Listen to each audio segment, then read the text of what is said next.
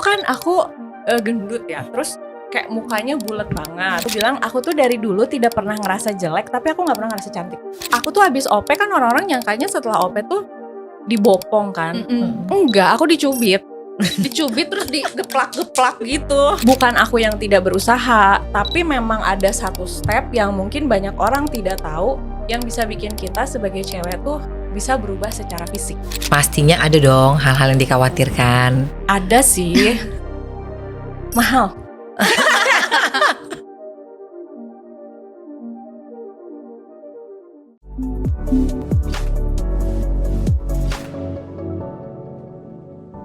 Hai semuanya, kita ketemu di podcast Before and Better by Banubagi Indonesia. Oh ya Div, saya mau tanya nih, kenapa sih orang lebih banyak memilih untuk treatment, terutama yang berhubungan dengan kecantikan, itu ke Korea? Nah, banyak orang yang milih ke Korea nih Bu, yang setahu aku itu karena di sana tuh pasti kan beauty standarnya lebih tinggi dan dia kan dikenal banget nih sama kota yang beauty banget gitu pokoknya. Tapi sayangnya banyak banget nih orang yang lupa kalau sebelum mereka memutuskan untuk ke Korea itu, mereka lupa kalau misalnya hasil yang terbaik itu bukan cuman soal negaranya, tetapi bisa juga soal dari dokter, terus treatment dan juga standar, dan juga bisa konsultasi dari dokternya. Gimana menurut Ibu, setuju nggak? Betul, aku setuju. Nah, untuk kita mendalami lebih dalam nih, kan banyak kita tahu nih banyak orang yang ke Korea untuk treatment. Nah, hari ini di podcast kita hadir seseorang yang luar biasa, yang menurut aku punya pengalaman cukup banyak untuk treatment di Korea. Mungkin Diva bisa kenalin orangnya siapa? Bisa banget dong. Please welcome Kak Arianti atau bisa kita sebut Kak Jigli. Hai Kak Jigli, apa kabar? Thank you ya for having me di sini. Seru banget. Dan ini podcastnya kan pasti yang nontonnya bakal orang-orang yang mau treatment di Betul, Kak. Jakarta ataupun di Korea. Berarti ini tempat yang tepat untuk aku sharing pengalaman aku. Kalau dari pengalaman kakak sendiri nih, sebenarnya apa saja yang sudah pernah kakak lakukan untuk tindakan-tindakan estetik? Sebenarnya start semuanya tuh dari botox. Karena begitu aku nyobain botox, no way back. Jadi kayak, wah ternyata cantik banget nih after botox gitu. Setelah aku nyoba botox, lalu aku nge-research yang lain. Sebenarnya aku tuh pengen operasi plastik tuh dari umur 33 tahun. Baru setelah itu aku mencari-cari tahu, dan waktu aku konsul tuh sebenarnya awalnya aku cuman mau facelift aja. Karena aku ngerasa kayak mahal ya say. Jadi harus disesuaikan sama budget. Jadi awalnya kayak facelift aja, tapi setelah konsultasi aku ngelakuin juga thread lift di sini. Jadi kayak ada jahitannya di sini. Terus rhinoplasty juga, facelift, dan lemak yang di sini tuh aduh aku lupa ya, jaw fat removal gitu, yang di sininya tuh dipindah ke area mata. Sama aku pasang implan dagu juga. Tapi fun fact-nya pada saat konsul di Jakarta tuh kan waktu itu sama My Venus aku kayak nanya-nanya dulu nih gimana awalnya itu disaraninnya tuh kayak face contouring. Setelah nyampe sana di ronsen ternyata nggak butuh, makanya aku cukup kaget sih kayak oh detail banget ya, dan tidak direkomendasikan yang aku nggak butuh gitu. Kenapa sih kakak tuh mau surgery? Kayak kakak ada concern tertentu kah di diri kakak atau gimana nih Kak? Jadi dulu kan aku gendut ya, terus kayak mukanya bulat banget. Suatu hari aku nonton salah satu influencer yang aku suka banget, jadi dia udah lama nggak aku tonton, tiba-tiba dia muncul. Pas dia muncul aku ngeliat kok jadi cakep banget, kayak literally cantik banget gitu ya. Lalu aku langsung kayak meneliti Instagram dia, aku tonton semua highlightnya kan, kayak dia ngapain aja nih gitu. Setelah aku tonton ternyata dia juga melakukan banyak treatment, dan dia ngelakuin waktu itu tuh mini facelift, tapi waktu itu belum ngetren. I see. Itu tahun berapa tuh Kak kalau boleh tahu? 2 tahun lalu, 3 tahun lalu berarti ya. I see, 2023. Nah di situ aku langsung tersadar sebenarnya bukan aku yang tidak berusaha, tapi memang ada satu step yang mungkin banyak orang tidak tahu yang bisa bikin kita sebagai cewek tuh bisa berubah secara fisik. Nah dari situ aku langsung kayak nyari tahu dari mulai kliniknya, harganya. Oh ada ya yang kayak gini. Tapi kan Kak, sebelum tindakan pastinya ada dong hal-hal yang dikhawatirkan. Ada sih. Mahal. Emang itu adalah masalah utama kadang kita ya mau glow up ya. Itu masalah utama ya. Kalau dipikir-pikir ya, setelah aku mencoba treatment, kalau satu treatment doang tuh kadang hasilnya mungkin kurang maksimal kan. Jadi kayak pada saat aku konsul pun dokternya tuh kayak menyarankan kayaknya kalau hidungnya doang kayak gini tuh nggak sinkron nih sama dagunya. Nah itu tuh kekhawatiran aku tuh justru lebih ke takut hasilnya nggak maksimal. Akhirnya apa sih yang membuat kakak udahlah mau nih ngelakuin surgery, udahlah gas aja gitu. Gas aja karena aku ngerasa hidup cuma sekali ya. Nice. Dan like aku pernah nge-share juga di salah satu podcast. Aku bilang aku tuh dari dulu tidak pernah ngerasa jelek, tapi aku nggak pernah ngerasa cantik. Oke. Kan beda ya. Ada orang yang dulunya tuh ngerasa aku tuh jelek, aku tuh nggak pernah jelek karena orang tua aku bukan tipe orang yang apa-apa fisik. Terus kalau misalnya ada orang lain nih yang ngebully aku, misalnya si Ari tuh hitam, si Ari, orang tua aku pasang badan, dia akan ngomong misalnya enggak kok dia hitam manis gitu. Yes. Cuman memang dari kecil aku tidak pernah merasa cantik. Nah di detik aku nontonin si influencer yang cantik itu, dalam hati aku langsung bilang, umur aku tuh udah 30-an, tapi aku belum pernah ngerasa diri aku cantik. Aku pengen ngasih hadiah sama diri aku sendiri untuk gimana rasanya bikin diri aku merasa cantik. Bisa nggak cerita sih Kak, sebenarnya apa yang kakak lakukan di Korea dan kenapa kakak milih Korea? Kenapa milih Korea? Sebenarnya sebelum aku memutuskan Korea itu kan perjalanan aku lama ya, termasuk minta izin sama suami. Nah di situ aku nge-research dulu sebenarnya kendala oplas itu apa sih, sebenarnya surgery itu apa. Ternyata memang estetik setiap dokter dan estetik setiap negara itu beda. Yes, ya kan? Betul. Kayak kalau orang Indonesia tipenya apa, betul. Di negara lain tipenya apa, beda negara estetiknya beda kan. Nah di situ aku mulai merhatiin juga. Nah yang menurut aku hasilnya paling cocok untuk muka aku, yang muka aku kan tergolongnya Indonesia banget ya, kayaknya tuh di Korea. Karena hasilnya tuh natural. Aku ngerasanya gitu. Dan aku tuh udah langsung punya bayangan bahwa oh yang mau diperbaikinya ini nih. Dan aku dapat contekan dari semua teman-teman aku bahwa sebelum OP itu tesnya panjang banget. Ya. Dan ternyata memang benar waktu aku OP di Korea itu tesnya cukup panjang, benar-benar diperhatiin. Jadi aku ngerasa feel safe aja. Pada akhirnya operasi apa aja nih Kak yang akhirnya kakak lakukan di Korea? Yang di Korea itu setelah konsul ya kan, iya, dengan pertimbangannya panjang gitu loh. Aku tuh sempet berantem loh, nggak berantem maksudnya berdebat panjang sama dokter yang di Korea karena dia kekeh pengen masukin implan di dagu. Dia tuh nggak jutek, dia nggak apa, dia sampai nyari di komputer gitu orang yang bentuk dagunya sama persis kayak aku, hasil kerja dia before after itu lumayan lama, terus dia tunjukin ini hasil kerja saya, dagu kamu kayak gini akan saya bikin kayak gini, kamu pasti cantik. I see. Dan di situ aku langsung kayak, dia nggak maksa, tapi dia kayak menambah wawasan aku supaya, hasilnya kayak gini. Gitu. Akhirnya kakak melakukan tindakan yang pertama adalah facelift, and then implan dagu. Akhirnya implan dagu. Dan aku tidak menyesal. Yes. Jaw fat removal juga ya. Terus fat graft under eye. Terus kayak ada thread liftnya juga. I see. Udah sih itu aja. Itu kakak lakukan dalam satu kali tindakan? Satu hari itu kan langsung tindakan semua kan? Iya. Kan biasanya orang tuh begitu dikasih tahu Kak Jikil kan tindakan A, B, C, D, E, F, G nih gitu kan ya. Pasti kan kakak akan punya rasa, aduh banyak banget ya gitu kan. Bisa gak nih gitu kan ya. Yakin. Nah yang membuat kakak akhirnya yakin dan percaya untuk bisa melakukan tindakan keseluruhan itu dalam satu hari apa?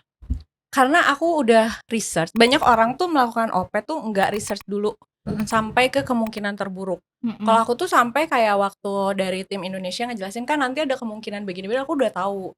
Nah yang aku lihat itu pemulihannya kan lama ya, OP tuh baru kelihatan setahun.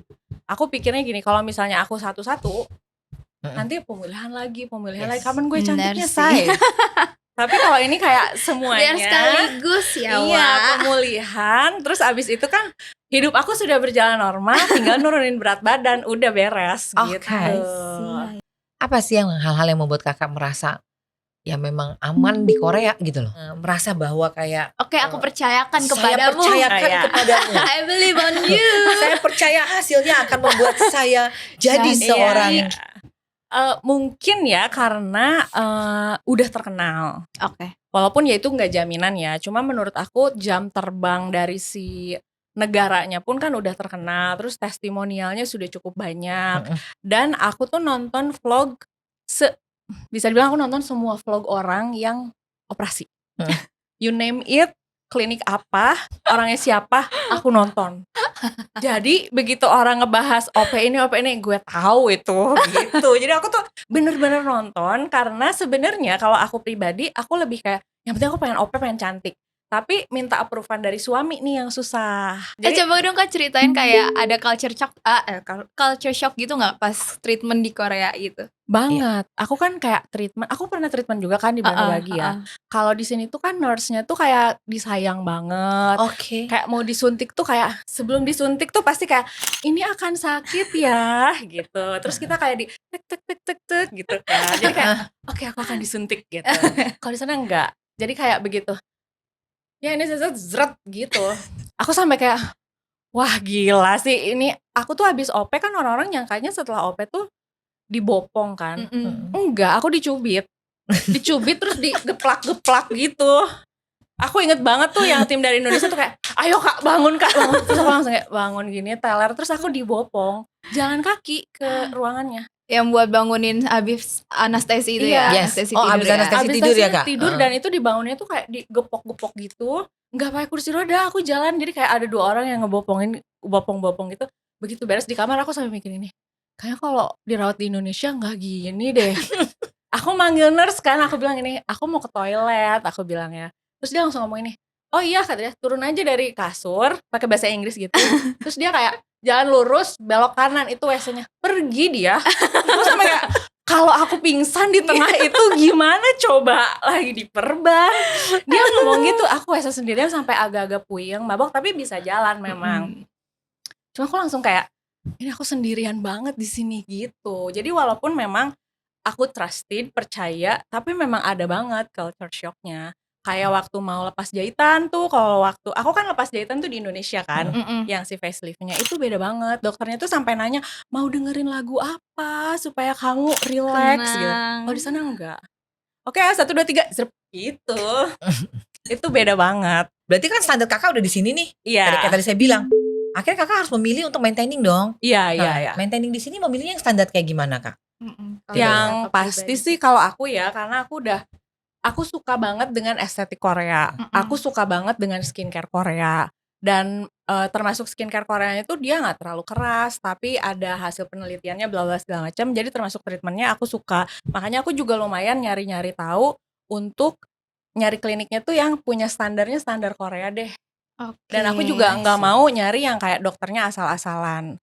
Kayak waktu aku sebelum OP tuh aku nyari tahu dulu nih kayak dokternya itu punya sertifikat apa sih, pokoknya tergabung dalam ikatan dokter oplas itu kan ada kan ya. Nah itu aku search dulu. Begitu di Indonesia pun begitu aku tahu beberapa klinik yang pakai embel-embel standar Korea tuh aku nyari tahu dulu ini si dokternya tuh kenapa bisa standar Korea, apakah pelatihannya di Korea, apakah dia diajarinnya sama dokter Korea atau pakai produk Korea. Itu aku benar-benar cari tahu karena aku merasa sudah cocok gitu. Oke, I see.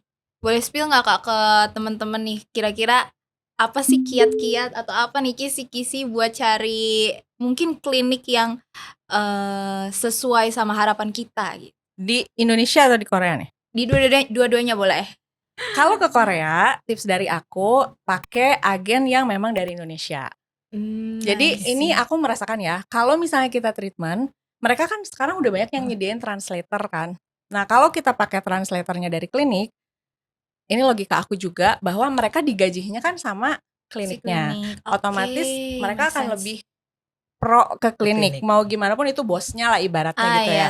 Tapi setiap aku ke sana aku pakai agen kan. Nah, aku merasa di saat di sana ada yang belain gue nih kalau ada apa-apa gitu. Jadi lebih netral juga ya. Terus kalau misalnya aku mau nanya sesuatu tuh aku nggak sungkan. Kayak misalnya, kayak ini nanti dikasih obat ya. Kan kalau sama translatornya, aduh gimana ya. Tapi kalau sama yang agen yang dibawa dari Indonesia tuh bisa nanya, mahal nggak sih, harganya berapa? Apa gue bisa beli di apotek depan nggak sih gitu. Jadi aku ngerasa bahwa ini orang tuh akan ngebelain aku. Dan kalau ada apa-apa, aku sih lebih percaya. Karena mereka tuh kayak ibaratnya di tengah-tengah netral. Jadi tips dari aku kayak gitu. Kalau dari klinik Indonesia lebih tricky karena menurut aku marketing sekarang tuh banyak banget marketing yang jahat, overclaim, terus tidak bisa dipertanggungjawabkan. Jadi menurut aku kita sebagai customer tuh harus benar-benar smart, harus benar-benar mau nyari tahu. Terus sebelum treatment tuh harus, sekarang kan kita bisa googling ya, bisa nyari tahu. Kalau udah nemu nama dokternya, cari aja dokternya tuh pelatihannya di mana, dokternya tuh testimonialnya seperti apa. Bahkan pasti akan ada orang-orang yang ngasih testimonial mention dokter itu. Karena kemarin waktu aku Fatgraph pun banyak yang nge-DM aku nanya kayak, Kak kemarin kamu Fatgraph ya di Jakarta, dokternya ini ya, aku habis konsul sama dokter ini, so far gimana gitu. Nah jangan malu untuk nanya sama orang yang pernah kayak gitu, dan jangan langsung percaya sama iklan ya. Please banget. Please take notes guys, jangan percaya iklan. Oke, kalau di Banobagi sendiri nih Kak, Banobagi Indonesia sendiri Kak, ini kan Kakak kemarin treatmentnya itu Fatgraph di bagian under eye ya? Iya. Nah itu kenapa sih Kakak mau mutusin untuk Fatgraph under eye di Banobagi Indonesia? Dan sebelumnya kan Kakak juga udah pernah treatment under eye di Korea nih Kak. Kenapa Kakak mau melakukan pengulangan nih dan milihnya Bano? Nah, aku nyari-nyari tahu kira-kira kalau mau Fatgraph gimana ya, sistemnya apa ya. Nah, lalu aku ngelihat juga kan pas aku cek Banobagi, aku ngelihat dokternya ke Korea. Terus kayak literally nggak cuman produknya doang yang Korea gitu loh.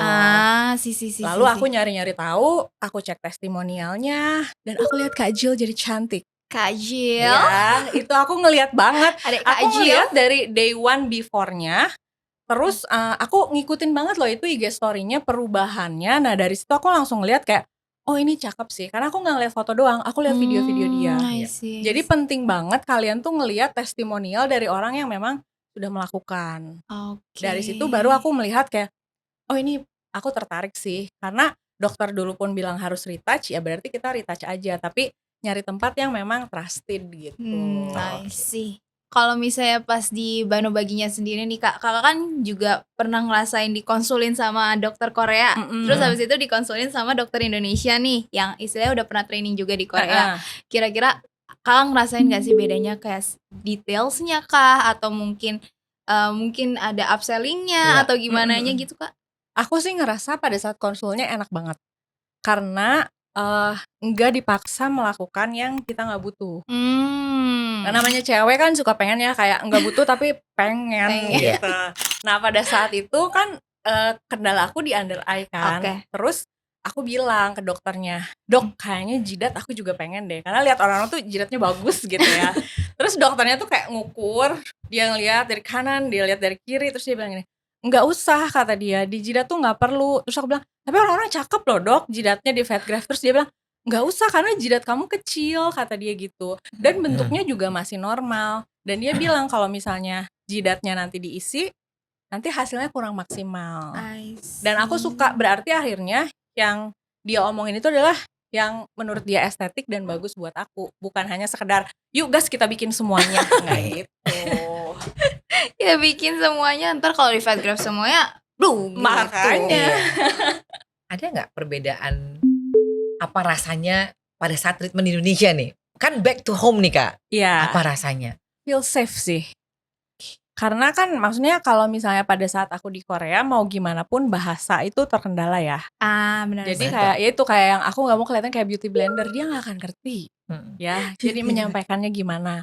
Tapi kalau di sini aku merasa bisa ngobrol sama dokternya, tapi gini dok. Aku lebih merasa safe untuk menyampaikan keinginan aku dan nggak takut bahwa kalau misalnya nanti aku ngomong dokternya akan salah persepsi gitu, nggak akan. Terus yang kedua, kalau di sini tuh semua orang sayang sama aku. Cute, dimanja ya guys, dimanja. Jadi kalau di Korea tuh kita mau OP, terus kayak oke, ini prosesnya beres, tapi kalau di sini tuh sekalian kayak refreshing gitu loh, kayak disayang, terus kayak diperhatikan gitu. Sebelum militer ya. Itu beda banget. Mungkin kalau buat orang-orang gitu doang. Cobain kamu disuntik tanpa aba-aba. Harus coba, beneran harus coba sih guys. Kalian beneran harus coba. Tapi dari sisi, kalau dari kakak sendiri ya, dari sisi standarnya gimana Kak? Apakah dengan kita lebih ramah, ya kan lebih basa-basi, itu akan menurunkan, apa itu mengurangi standar Yang kakak Korea udah save yang udah nih. kakak save di Korea, kan kakak udah standarnya di Korea nih. Pokoknya aku standarnya standar Korea. Kemarin sih waktu aku di sini dan aku Fatgraph, jujur aku kaget waktu ngelihat tempatnya. Literally kayak waktu aku di Korea. Jadi sebelum mulai itu kan ke ruangan yang ada kasurnya kan, betul. disuruh ganti Recovery baju, room. terus kayak nunggu dulu ya di sini. Itu feelsnya tuh udah bukan kayak klinik biasa gitu loh, tapi kayak klinik yang waktu aku operasi di Korea. Terus udah gitu setelah beres, dokternya nyiapin semuanya, kita masuk ke ruangan.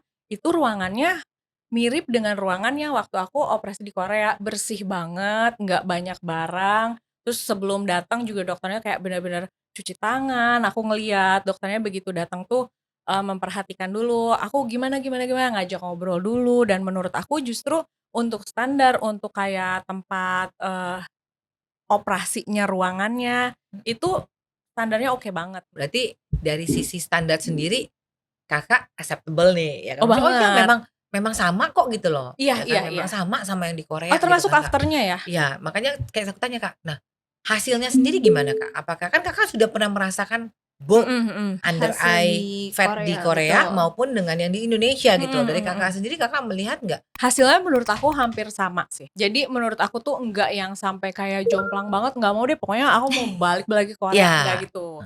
Jadi kalau Fatgraph kan hasilnya tuh kayaknya kelihatannya after 1 bulanan ya. Betul.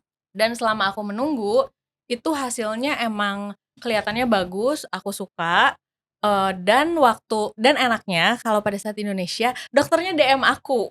Kak gimana? Ada kendala enggak? Gitu. Begitu udah 1 bulan lebih dia ngomong, oh itu udah bengkaknya sedikit lagi, udah kelihatan bagus gitu. Berarti kan kayak, oh selama pemulihan dokternya make sure aku baik-baik saja. Menurut kakak aftercare setelah surgery itu juga harus diperhatikan banget juga Harus ya? harus diperhatiin. Karena sama begitu beres Fatgraph, dibawa ke ruangan yang tadi, terus nurse-nya tuh datang, terus kayak make sure ada sakit enggak, ada apa enggak, terus disuruh istirahat dulu karena kan agak puyeng juga ya habis di anestesi. Terus udah disuruh tiduran, dia ngeluarin obat, terus dia kasih tahu, ini obatnya gini ya, ini obatnya gini ya. Karena aku orangnya pelupa banget kan. Jadi bahkan aku bilang, sus aku ini sambil direkam aja ya, kamu aku video. Jadi aku nyampe rumah nontonin video dia, oh iya obatnya ini, oh iya gitu. Dan dia tuh ngejelasin semua obatnya, ngejelasin sampai kan kita tuh harus kayak di tap-tap pakai kain kafan molding, gitu kan. Molding. Nah itu tuh dia kayak nyontohin gitu loh. Ini dicontohin ya nanti kayak gini. Oke. Kalau misalnya pas konsultasi, kakak kan udah pernah 2 konsultasi nih, Korea sama Indonesia. Ada gak sih Kak satu pertanyaan wajib yang selalu harus kakak tanyain saat konsultasi itu? Yes. Sama dokternya. Sama dokternya. Yang harus aku tanyain, kalau aku aware banget sama pemulihan sih. Oke. Karena menurut aku tuh pemulihan itu kan setelahnya akan kayak gimana. Bener Jadi aku pasti sih. nanya kayak waktu facelift ini pemulihannya berapa lama? Waktu aku Fatgraph di sini, aku nanya pemulihannya kayak gimana gitu. Kalau di Korea sendiri kakak kan berarti udah ke beberapa klinik juga nih ya Kak. Nah itu pernah nggak sih Kak sekiranya atau mungkin di Indonesia juga dapet klinik yang kayak aduh agak zonk lagi gitu, ada kayak aduh agak nggak sesuai lagi sama keinginan gue. Aku gitu. pernah botox tempatnya lagi ngantuk. Oh ya? Oh Di iya. Korea atau Di Indonesia. di Indonesia. Oh my God. Di Indonesia. Nah, kakak bisa nggak sih kasih saran sama teman-teman yang ada di luar sana, ya yang kan? mungkin mau, aduh gue pengen treatment. Apa ya, kan banyak orang yang menurut saya ya Kak, dengan banyaknya juga estetik yang ada di Indonesia gitu kan, pasti kan orang juga sama tuh, punya keraguan yang sama, punya pengalaman, punya trauma. Concern Nah, yang apa sih Kak yang bisa membuat kita tuh yakin melangkah bahwa saya udah lakuin aja. udah lakuin, saya bisa cantik kok gitu loh. Tipsnya mungkin kalau misalnya di antara sekian banyak klinik yang banyak sekarang itu, tipsnya menurut aku balik lagi ya, jangan jadi customer yang males.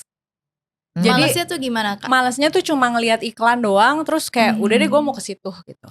Iklan atau harga Kak? Itu juga. Tapi kadang tuh klinik kesayangan aku juga suka promo. Nah itu harus dimanfaatin juga. Betul. dong. Benar. Nggak bukan berarti karena dia lagi promo jadinya kayak jelek, enggak. Ya. Tapi menurut aku yang nggak boleh males. Aku banyak banget ketemu orang yang cuma ngechat aku ngomong ini, Kak aku tuh mau botox ya, yang paling bagus di mana? Yes. Dan dia tuh nggak tahu area mana yang mau dibotox, Berarti proses benar-benar botoxnya seperti apa gitu. bingung. Jangan malas, dan yang pasti itu cari kliniknya yang termasuk dokternya yang punya sejarahnya tuh bagus gitu loh. Testimonial itu amat sangat penting. Dan kalau bisa kalian tuh DM si orang yang ngasih testimonial, yang pernah treatment di situnya. I see. Tanyain pertanyaannya. Misalnya aku udah konsul nih, nanya sama di sini misalnya ya, dikasih harga, dikasih ini. Terus aku kan pasti ngeliat ada yang nge-tag, ada yang cerita, gue baru treatment nih di sini. DM aja, tanyain, Kak kemarin beneran ini gini-gini nggak? Keresahannya tanyain supaya kita bisa dapet POV dari mereka sebagai customer. Kakak pernah nggak punya kayak standar sendiri nggak sih, kayak misalnya datang nih ke klinik, terus habis itu ada satu hal yang dilakuin sama klinik ini yang bikin kayak, aduh aku nggak akan kesini lagi deh. Kok kliniknya jelek? Ambience-nya atau Iya, cara iya. konsultasinya. Jelek dari sisi apa nih atau Kak? apa? Konsultasi, ambience-nya, perlakuan staffnya, Iya, ya kan? Dua sih. pelayanannya. Kalau kliniknya jelek dan karena maksud aku gini loh ya, harga klinik tuh kan nggak 100-200 ribu ya. Betul. Apalagi betul. treatmentnya banyak ya. Dan semua teman-teman aku tuh kalau ke klinik tuh at least ngabisinnya tuh 3 juta, 5 juta, bahkan bisa sampai kayak 20 juta. Dan itu jumlah uang yang cukup besar. Jadi menurut aku sekarang kliniknya aja tuh nggak niat untuk Memberikan rasa nyaman. iya, Oke. entertain kita, bikin kita merasa nyaman di situ. Jadinya kan aku jadi ngerasa, ya gue gak diperhatiin di sini gitu. Jadi kayak, Iya sih, benar. aduh kayak gimana ya gitu. Dan yang kedua yang aku pernah juga ke klinik yang selama treatmentnya tuh upsell mulu. Oke. Ya. Itu menurut Aduh, aku, gak suka aku di upsell. iya kan? Kayak Please, I don't karena want. dulu aku kan startnya tidak, maksudnya kalau sekarang sih di upsell suka gini ya, Kak mau sekalian suntik ini enggak? Oke deh boleh gitu. Iya. Tapi kan we start from somewhere yang kita nggak punya duit Betul. juga. Benar. Di upsell tuh jadi kayak pengen jawab deh, enggak mbak saya nggak punya uang gitu. apalagi Kadang kalau orangnya nggak enakan Iya, ya. akan ada momen-momen perasaan kita seperti itu, jadi kayak nggak nyaman kan. Nah kalau terlalu upsell gitu nggak ini, kecuali kalau dia menawarkan, setelah menawarkan terus kita bilang kayaknya enggak deh mbak, oh ya udah. Tapi kalau kamu nggak gini, oh itu apa mbak, dia menjelaskan, dia lanjut oke. Tapi aku pernah kayak enggak deh mbak, yakin nih nggak mau, ini gini-gini loh, wah ini kalau ditambah ini, wah itu langsung nggak happy sih, langsung kayak oh nggak akan balik lagi. Poin-poin safety dari sebuah klinik itu seperti apa? Kakak kan pasti harus punya rasa nyaman dan rasa aman dong. Iya, Kak. iya, Nah, iya. Poin-poin safety untuk mereka menentukan this is the right clinic, ya kan? Itu apa aja Kak? Yang pasti mereka harus punya dokter spesialis ya. Oke. Dan aku harus tahu dokter itu tuh pelatihannya di mana. Proses yang dia lalui itu apa aja. Karena kalau dokter yang benar mereka tuh akan nge-share kok. Tidak di-share di Instagram kayak bla bla bla bla, tapi once kita googling tuh kita akan langsung nemu dia, oh dia gini, oh dia gini, oh dia gini. Dan itu tuh penting banget menurut aku. Dan kalau misalnya pada saat aku konsultasi atau pada saat aku ngechat gitu, si staffnya atau si orang dari kliniknya itu mau terbuka gitu loh menjelaskan. Bukan yang kayak, oh ini gampang deh nanti, oh iya ini gampang deh nanti, enggak gitu. Karena kan kadang kita tuh pengen tahu banget, kerasa kok di saat si staff kliniknya tuh kayak ngejelasinnya setengah-setengah, kayak yang penting lo bayar dulu aja deh. Iya. Dari obrolan ini kita dapat insight jujur banyak banget sekali, ya. ya. Karena aku sama Bu Iren kan juga udah ke Korea juga, beneran juga udah ngelihat standar Koreanya tuh seperti apa, culture shock yang kakak rasain kita juga Juga relate merasakan banget ya. Kak, gitu Shock loh. kayak, Ya. cepet banget. Aku pernah loh rejuran sakit banget. Rejuran apa? Pokoknya yang disuntik-suntik gitu. Iya. Aku sampai ngomongin sama dokternya, sakit, aku mau berhenti dulu. Terus begitu dia berhenti 15 detik. Terus dia ngomong, gak bisa, ini harus dilanjut. Udah ya kita lanjut gitu. Tapi itu satu muka Kak, Satu rejuran. muka. Aku mengerti sih, Aduh, karena dia takut perih. anestesinya keburu hilang. Abis, Ya. bener-bener. Cuma kalau di Indonesia tuh nggak gitu. Tapi maksud aku itu tuh bukan kayak, ih sebel banget ya, memang budayanya berbeda aja.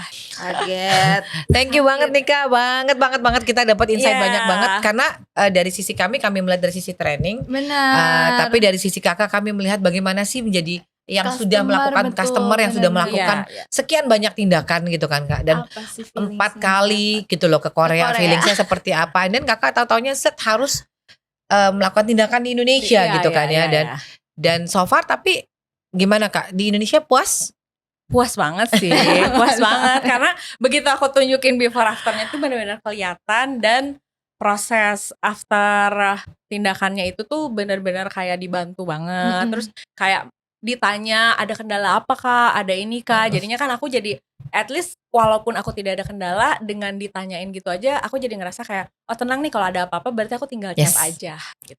Benar, berarti sebenarnya kalau yang bisa aku summarize di sini, yang sebenarnya Korea sama Indonesia itu sama-sama ada bagusnya. Tapi mungkin kalau misalnya emang udah pernah treatment di Korea atau pernah surgery di Korea, pasti punya standarnya jauh lebih tinggi pasti kan.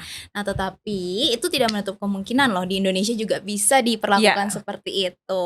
Yang paling penting kalian itu jadi customer, seperti tadi yang Kak Arianti bilang, tidak boleh males ya guys. Ya, betul.